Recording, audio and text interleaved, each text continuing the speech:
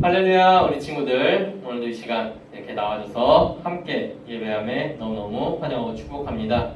언제나 모든 상황 가운데에서 함께 하시는 하나님께서 우리 친구들에게 크신 은혜와 축복 늘 부어줄 줄로 믿습니다. 이제 정말 이제 8월도 벌써 반이나 흐르고 방학도 며칠 남지 않았어요. 이미 끝난 친구도 있어요. 정말 이제 방학이 너무 짧아가지고 보고 있으면 와, 이렇게 짧은 방학 동안 어떤 추억을 쌓을 수 있을까 참 고민이 되는 그런 시절인 것 같아요. 오늘 이제 중고등부 수련회 가는데 그 가운데에서도 즐거운 시간으로 우리 친구들의 마음속에 기억됐으면 좋겠어요. 오늘 말씀은 산상수훈에서 나온 두 번째 말씀이에요. 이 말씀 가운데에서 예수님께서는 제자들에게 기도에 대해서 말씀하셨는데 이 기도가 어떻게 해야 하는지, 어떠한 기도를 올려야 하는지 우리 친구들도 함께 생각해 보기를 바랄게요. 먼저 기도에 있어서 두 가지를 나누고 있어요. 먼저 외식하는 자의 기도, 그리고 진짜 기도를 하는 자들, 경건한 자의 기도로 이렇게 기도를 두 종류로 나누고 있어요. 이제 외식하는 자, 누가 들으면은 밖에 나가서 뭐 맛있는 거 먹고 오는 사람처럼 들리겠지만 그런 게 아니고 자기 자신을 겉으로 꾸미려고 하는 사람들을 이제 대개 외식하는 자라고 해요. 이제 우리식으로 표현하면 가식적인 사람들, 자기 자신을 포장하려는 사람들을 이런 표현으로 사용하게 돼요. 이런 외식하는 자들의 기도는 남들에게 보이기 위해서 다른 사람들이 보는 앞에서 기도하는 것을 즐겨한다 라고 이렇게 이야기를 하고 있어요. 또 조용히 기도하는 것도 아니고 큰 소리로 기도하면서 자, 나를 봐라, 내가 지금 하나님께 이렇게 열심히 기도하고 있다, 이런 거를 드러내고자 하는 사람들의 기도가 외식하는 자의 기도라고 이렇게 예수님께서는 말씀을 하시는 거예요. 이 기도의 목적은 하나님을 높이기 위한 게 아니고 하나님께 진정 무언가 간구할 게 있기 때문이 아니에요.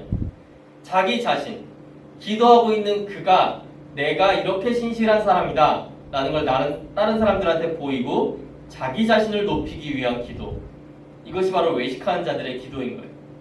이런 것들로는 하나님의 축복을 받을 수가 없어요.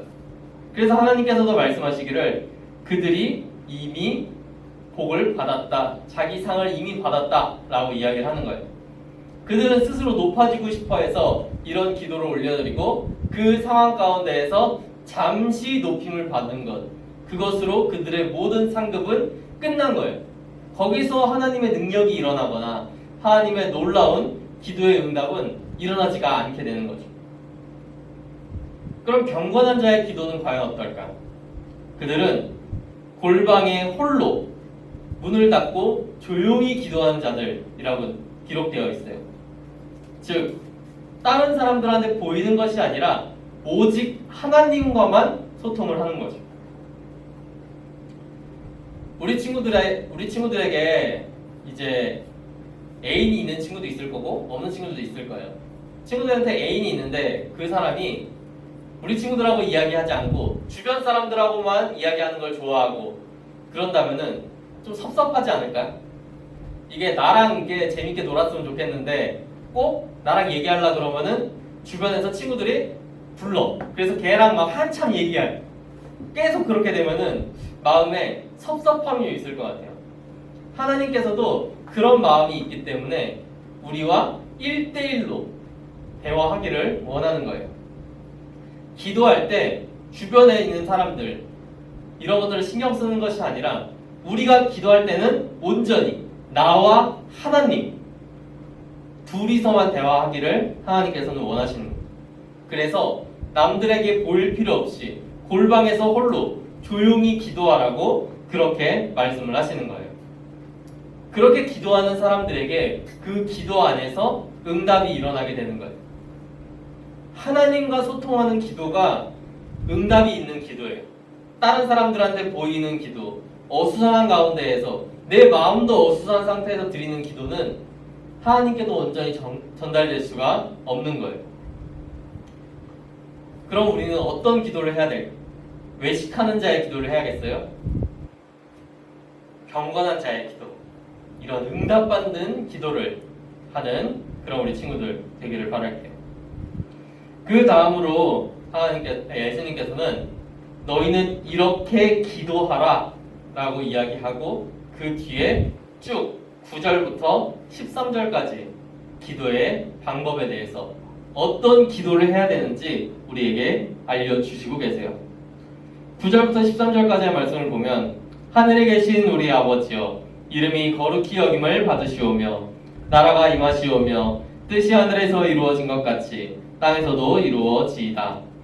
오늘 우리에게 일용할 양식을 주시옵고 우리가 우리에게 죄 지은 자를 사하여 준 것 같이 우리 죄를 사하여 주시옵고 우리를 시험에 들게 하지 마시옵고 다만 악에서 구하시옵소서. 나라와 권세와 영광이 아버지께 영원히 있사옵나이다. 아멘. 이 기도문을 우리에게 주셨어요. 이 기도가 무엇이냐? 주기도문. 우리가 예배 끝날 때마다 하는 그 주기도문이에요. 이것이야말로 기도의 정수이고 진짜 기도의 핵심 내용들이 여기에 다 담겨 있는 거예요. 여기에 있는 내용으로 기도하는 기도가 하나님께서 진정 받으시는 기도고 진정 기뻐하시는 기도인 거예요. 우리가 이러한 기도를 드리고 있는지 한번 생각해 봐야 돼요. 과연 우리는 하나님의 이름만이 높아지기 위해 기도하고 있는가? 또 하나님의 나라가 이 땅 가운데 임하기를 바라면서 기도하고 있는가? 또 우리에게 일용할 양식을 달라고 기도하고 있는가? 우리에게 넘치는 복을 달라고 하는 것이 아니라 우리에게 오늘의 합당한 은혜를 달라고 그렇게 기도하고 있는지, 또 우리가 다른 사람들을 용서한 것처럼 하나님께서 나를 용서해달라고, 우리를 사단의 시험에서 구해주시고 사단의 관계에서 지켜달라고 그렇게 기도하고 있는지를 우리 친구들 한번 생각해 보기를 바래요.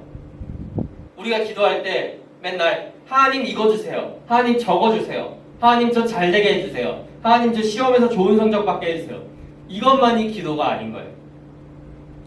진짜 올려드려야 할 기도는 그런 게 아니고 하나님을 위한 기도, 하나님 나라를 위한 기도가 진짜 기도인 거예요.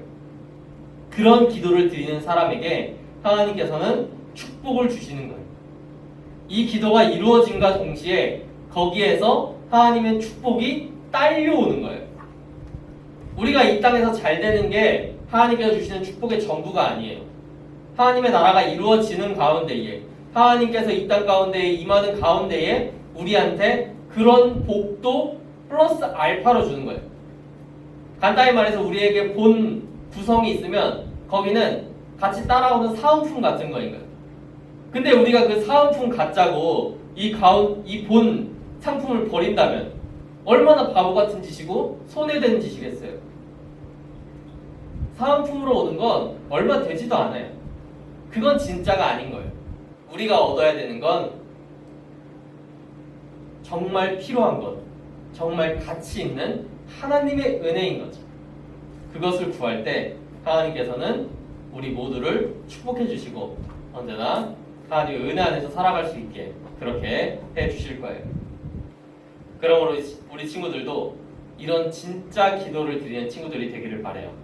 언제나 하나님 보시기에 가장 알맞는 기도만 드리고 하나님께서 주시는 놀라운 복의 주인공 되는 그런 우리 친구들 되기를 선생님도 언제나 기도하도록 하겠습니다. 우리 이 시간 들으면서 생각하면서 잠깐 기도한 시간 가져볼게요.